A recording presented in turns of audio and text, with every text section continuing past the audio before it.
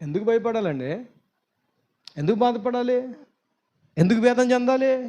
అపవాదిగా నీకు పరిస్థితులు చూపించి, అప్పులు చూపించి, రోగాలు చూపించి, ఇవన్నీ చూపించి దేవుడి నుంచి దూరం చేసి ఈ రోజున ఏమీ చేతగాని వ్యక్తిగా నిలబెట్టాడు నిన్ను. ఒకప్పుడు రోషం కలిగి పనిచేసిన నిన్ను చేతగాని చేశాడు అంతే. అపవాదిగా చేసిన పని చేస్తా చేతగాని వాడిగా నిలబెడతాడంతే.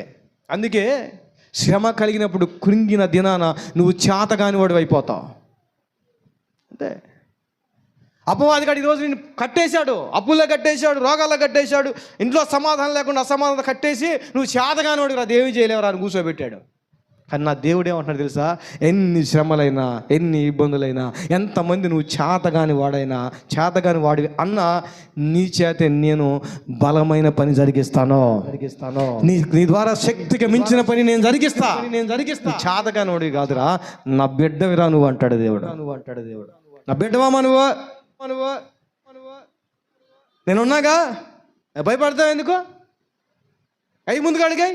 వాడి మీద వీడి మీద ఆధారపడి కాదు, నా మీద ఆధారపడి ముందుకు అడిగాయి. నన్ను అనుకొని ముందుకు అడిగాయి. మనుషుల మీద, వ్యక్తుల మీద, రక్త సంబంధికుల మీద, ఆస్తి మీద, అంతస్తు మీద, జ్ఞానం మీద,